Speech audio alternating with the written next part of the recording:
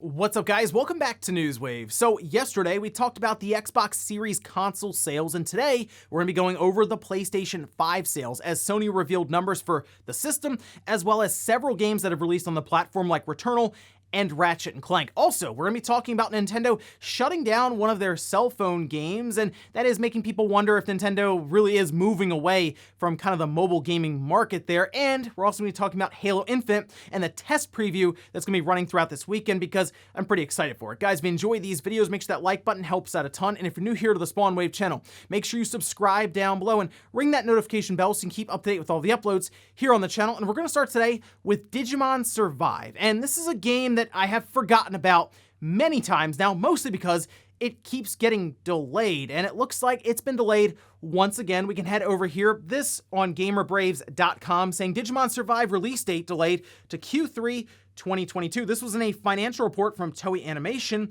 and this would give Digimon Survive a release date somewhere between July 1st and September 30th, 2022. So hopefully by this time next year, we'll know more about this game, and hopefully we'll have a solid release date, because I feel like they announced this game and people got pretty excited and interested in it because it appeared like they were gonna have new ideas kind of brought in here for the Digimon video game series. And we've had Cyber Sleuth, and that was pretty fun JRPG, very traditional style JRPG game with the Digimon universe, but it just sounded like they were gonna have a lot more here with Digimon Survive. We heard that COVID and remote work really messed up development for this game, so here's hoping, like I said, this time next year we're moving towards a solid release date. Also, we've been talking about games with gold over the past several months now and how poor it has become, so let's take a look at what Microsoft announced for games with gold in August. Take a look. This is Darksiders 3.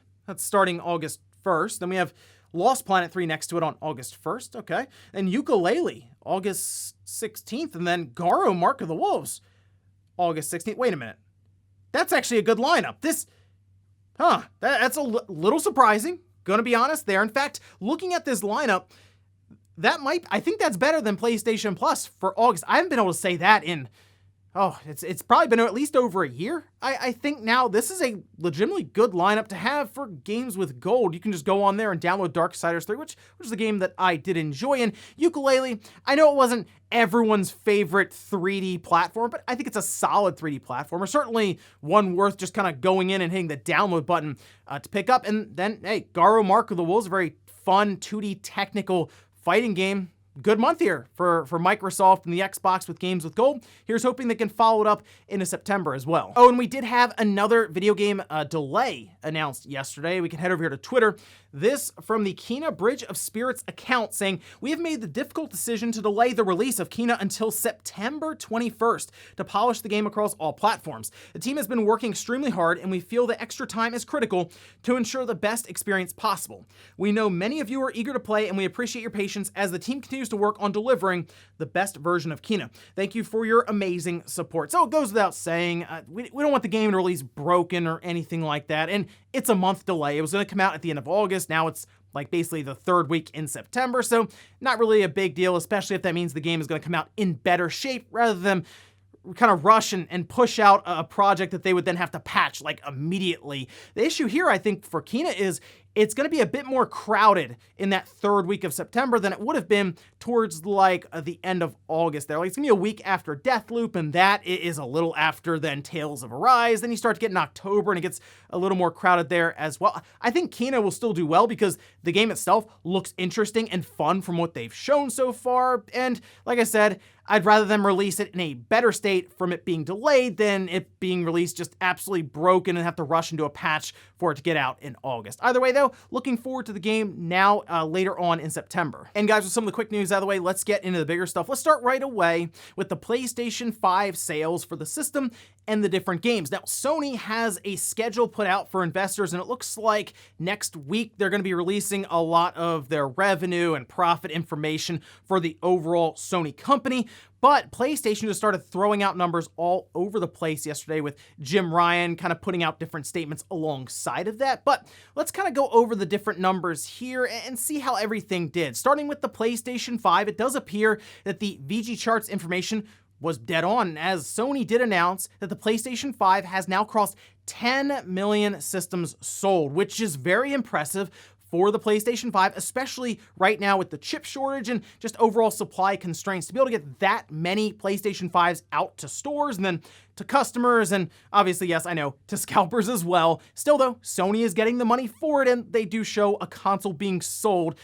But it's faster than what we've seen with really the PlayStation 4. I think basically any PlayStation. It's the fastest selling PlayStation that Sony has ever created, and that's pretty good overall for them. But let's also talk about the different games that have released, because we have numbers now for games like Spider-Man and Ratchet & Clank. We can see here, Spider-Man Miles Morales, that's sitting at 6.5 million units sold. And I mean, that makes sense. It also was on the PS4, so there's a massive install base there for them to sell to, as well as on the PlayStation 5. And it's Spider-Man. Like, Spider-Man just sells, right? So that makes perfect sense to me. Returnal was the one that people seem kind of conflicted on, because it's not a massive number that you just look at and go, whoa, that's a lot of copies for Returnal. Now, it's 560,000 units. And we know Returnal wasn't exactly a game that was going to have massive appeal. It's a new IP, but it's also a different type of game for a lot of people to kind of wrap their minds around, because it's like a roguelike style game, no checkpoints or any of that, and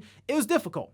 Harder games tend to not sell as well, especially if it's not attached to a known IP. So 560,000 copies, it doesn't, like I said, sound a lot when you look at it on paper here, but it was enough for Sony to say, okay, we're going to go ahead and bring Housemarque in. We'll purchase them. So looking at the install base of the PS5 when this came out, it must have been enough to where Sony saw it as a success, maybe like an 8% attach rate when the PS5 was sitting at like 8 million or so units. And for them, that was enough to bring in Housemarque. Obviously, the game itself is very good. Looking at Ratchet and Clank, 1.1 million units sold. That is in less than a month, and that makes sense. That's the fastest selling Ratchet and Clank game we've had, and having over a 10% attach rate in less than a month, and it will continue to sell along with Returnal. That makes a lot of sense there. Very successful for Ratchet and Clank. Again, at $70 still, you got to remember, they are still bringing in more revenue than if it was a $6 game selling at that same price there. MLB The Show 21 was a very interesting one, because it sold 2 million copies, but they did add that they have reached 4 million players. You might be wondering, well, okay, how do they reach 4 million players if they sold 2 million copies? Remember, it went to Game Pass as well. In fact, it appears that Game Pass allowed them to kind of broaden their reach here and get to more people. Now, you might be wondering, okay, well, does that really help them that much? It was on Game Pass. There was a check, of course, passed around between MLB and Microsoft, as MLB was, I guess, who Microsoft would have been talking to as like the rights holder and the publisher for the series there. Well, if you think about it, the game has microtransactions. So the more people they can reach, ultimately, the more people they can try to sell them to. So I think for the most part, pretty successful start to the generation here for Sony. 10 million PlayStation 5 units already out there. And remember, it basically becomes the default system for a lot of people for things like Madden and Call of Duty and Battlefield and FIFA. So the fact that Sony is creating enough to at least get them out there at this rapid of a pace ahead of something like the PS4 is big. And we'll start to see what happens here when some of their bigger franchises like God of War comes out, or Horizon. So interesting stuff there. But yeah, like I said, so far so good for Sony, the PS5, and some of their first party games. Next up, while we're talking about Sony and their first party IPs and games, let's talk about their efforts to bring those games to PC, because we did get some clarification from Jim Ryan exactly as to why they picked up Nixxes, which is a studio that specializes in getting games to run on PC. We can head over here to Famitsu, this through Google Translate, saying we're also happy with our efforts to provide our IP to PCs, although it is still in its infancy, and we look forward to working with Nixxes to help with that. So as we all figured, because it makes a ton of sense, Sony did acquire Nixxes to help them move games to PC. Big IPs like Uncharted, right? We know Uncharted 4 appears to be the next one, as Sony did mention this to investors, and we'll see how that turns out, especially now with Nixxes as part of Sony and their PlayStation studios. And yeah, that pretty much means a lot. I do believe this. A lot of Sony's IPs will be heading to PC, and I do think there is a future here where Sony takes a shot with a game that they put out day one, goes to PlayStation, and it goes to PC all at the same time. I think it's going to be a service-based title, and I think that's one of the reasons they brought in Nixxes, because when you start talking about live service games across like multiple platforms, it does get to be a bit more work to make sure everything launches correctly. Like, it could be factions, for example, something with Last of Us multiplayer. Maybe they bring back SOCOM, and that has a full multiplayer that's live service based. I do think it's going to happen, and like I said, I think that's why Nixxes is now part of PlayStation, to make sure it at least rolls out smoothly. Next up, let's talk about Nintendo and their cell phone games. Nintendo's been kind of playing around with some of their monetization strategies in the cell phone market. We saw them, of course, launch with Mario Run, where it was $10. It was like a little demo, a couple levels, but then after that, you paid $10, you got the game, and that was kind of it. Didn't really work out for Nintendo when it came to revenue, especially when they were around games that were making hundreds of millions, even billions of dollars. So Nintendo seemed to shift their strategy and really into the free-to-play market, because that's just what we have with these different phone titles. So we have games like Animal Crossing Pocket Camp, which seems to have done well, and then Fire Emblem Heroes, which has done exceptionally well for Nintendo. But then we had some other ones. We had like Dr. Mario World, and I hadn't really heard much about it or seen many people talk about this, and it looks like Nintendo must have realized that too, because it's actually closing down. We can head over here to the Dr. Mario World website, where they have an end of service notice here saying, "Thank you for playing the Dr. Mario World game. The Dr. Mario World game's service will end on November 1st, 2021, that being a Monday. We would like to extend our sincere thanks to everyone who has played the game since it began service on July 10th, 2019. They go on to say, furthermore, diamonds will no longer be available for purchase from July 28th, 2021. All right, so they're going to cut off the idea of buying like the premium currency in all of this. And I guess the game lasted, a little over 2 years then? So Nintendo probably realized there just wasn't a lot of revenue coming in for this game, not worth it at least to kind of hold the game up through maintenance and design and obviously having servers set up for all of that.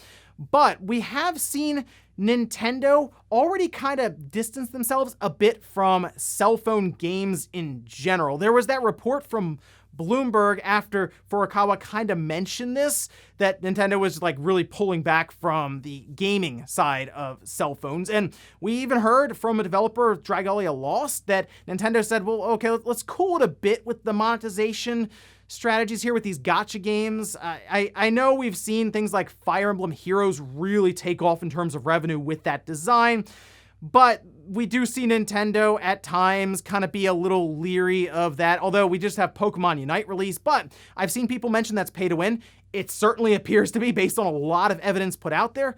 I don't really play those kind of games much, like MOBAs, but yeah, it does appear that there is a way that, yes, you can pay money and your character, your Pokemon, whoever, just becomes more powerful. Now, that is something from the Pokemon Company along with Pokemon Go, so you have to kind of look at them as the main rights holder alongside of Tencent rather than just being Nintendo. So if you take away like Pokemon Go and Pokemon Unite as not being solely Nintendo's games that are going to be on mobile, and we do see Pokemon Unite on the Switch, you kind of look around and realize, okay, they have Mario Kart Tour, they have Animal Crossing Pocket Camp, they have Dragalia Lost, although that might be co-developed. Then we do have Fire Emblem Heroes. It does seem like now Nintendo's kind of cooled off a little bit when it comes to these games. They announced the Pikmin game, but if you take a look at it, especially on the site, they call it an application or an app, and it appears to be something they are putting more towards the lifestyle section, where it's like, hey, if you like to walk, here's a fun app you can use while you're walking, and there's like Pikmin stuff you can do in it, rather than them saying this is just a full-on game. Like, they do seem to be very careful with the wording around this one. So I do kind of think that Nintendo is maybe backing off from the mobile gaming space currently, at least. There was even that rumor about a Legend of Zelda cell phone game in the works, and that was like years ago, so maybe they even put a halt on that one. But that's the biggest thing now. After we get past this Pikmin app that they have with Niantic, will they announce another game or for the cell phone, or are they pretty much content with what they have? And then maybe eventually shutting down if revenue gets to a certain level like they have here with Dr. Mario World. We'll see. And in our last bit of news, let's talk about the technical preview for Halo Infinite. It's going to be taking place throughout the weekend, and it is starting today. And I'm very excited to finally get a chance to play Halo Infinite, a new Halo game. It's been a while since Halo 5 launched. Even that one I just wasn't that sold on. Halo Infinite, though, from what they've shown with the multiplayer, looks like it's more up my alley as someone who's a fan of the older Halo games. In fact, they did a full live stream yesterday, about 90 minutes long, going over a lot of the features and things we can look forward to here, and even the little details like the ability to just drop your weapon. So you don't have to betray someone or walk around with them while you find another weapon that they don't actually want to drop, either rocket launcher or sniper or something like that. They even had the friend or foe system so that your armor isn't just automatically like red or blue. It has outlines around it, which you can even go in and you can customize that to any color you would like to then associate to friend or foe. Like I said, there is a lot put into this. Going through just the options on the PC side, it seemed like you could customize all kinds of stuff to kind of fit your setup. Now, the technical preview is starting sometime today. That I didn't have a time as of this recording. I'm just going to kind of keep my eye out here, and they're going to be running it through like all platforms. So like they showed the Xbox One build immediately, which made me wonder if they took notes from the whole Cyberpunk situation. They were like, no, we're going to show you what's deemed like the worst version of the game, technically on the weakest hardware with the Xbox One. Here it is. And yeah, it looked kind of choppy a bit. The image quality wasn't as good as when they showed the Series X version, but they put it out there. They said, we're just going to show you how this runs on the Xbox One, and then we'll kind of move on from there. So they can't really be blamed or accused of a Cyberpunk situation on this one. Now, from there, they mentioned all kinds of stuff when it came to customization, earning different things in the game, the Academy, which will seemingly run you through different training scenarios. So if you are new to Halo, you can step in and you can kind of pick it up at your own pace rather than just be thrown in the team deathmatch and probably get wiped all over the place for, well, hours, most likely, until you can finally kind of catch up and figure out what's going on there. So I do like that inclusion for people who might be new to the series and see that it's a free-to-play game and just kind of jump in and kind of learn different things before they're thrown to the fire. Now, it does appear we're mostly going to be fighting against different bots, and as the big player base that's going to be jumping in here to the technical preview continues to get enough kills, they'll start ramping up the difficulty of these bots, and they kind of mentioned they may even unlock like Team Slayer versus like PvP. So we'll see if we get to that point. Like I said, I'm just excited to get this game in front of me on my monitor and actually play it with the controller. And they did mention that they're going to just be giving out currency to everyone who is part of the preview and just go in and spend all this stuff that they give you and see if you can break things, essentially, is what they were trying to say there. But exciting stuff.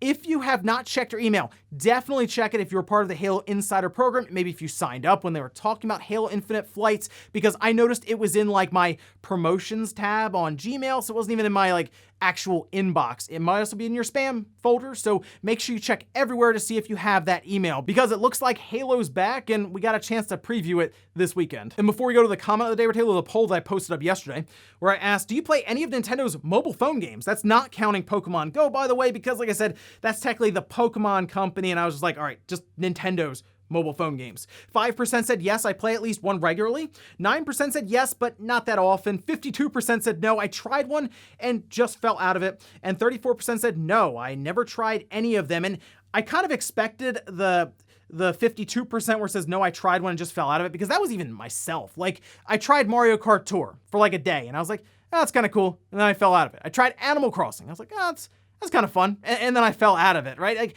I don't really keep up with as many of these phone games, but I do know there is a large market there for these different free-to-play titles. And you figure when you have that set up and then you mix in Nintendo IPs, they would just print money. And for some of these games, I'm sure it does pretty well for Nintendo, but they do seem pretty timid when it comes to the more predatory practices that we see with these different gacha games, where you can very quickly rack up thousands of dollars in charges without even thinking about it. And we'll finish up with the comment of the day, as you're seeing here. This is from Wishbone, saying there's going to be another massive layoff at Activision. Remember when they had good sales of their COD game and over 1,000 people still got fired? That happened a while back. I think that'd be the worst decision that they could make at Activision right now, to start firing people, because they're already under fire currently for like retaliation if people speak out about different things. that is going to look really bad if all of a sudden they're like, all right, we're laying off 1,000 people. Like, that's going to look like that is them retaliating against like the walkout and all these different things. And they're really under the magnifying glass now, not only with the state of California, just all over the world, in the press and in the media and all of this. So like now with investors really keeping a close eye on the situation, they certainly don't want to start laying people off. And ladies and gentlemen, that's going to do it here for Newswave. If you enjoyed this video, guys, hit that like button, it really helps out. If not, hit the dislike. Leave comments down below about everything we talked about here today, whether Sony and their PlayStation 5 sales or sales around their different games. Did any of those numbers surprise you? Let me know about that one. And then also, what about Nintendo and the cell phone market? Do you think them shutting down something like Dr. Mario World is really showing that they're kind of easing off a bit when it comes to releasing different mobile games? And then what about Halo Infinite and that technical preview? Are you in, and are you going to be playing Halo Infinite this weekend? Thanks guys for watching, and I'll see you next time.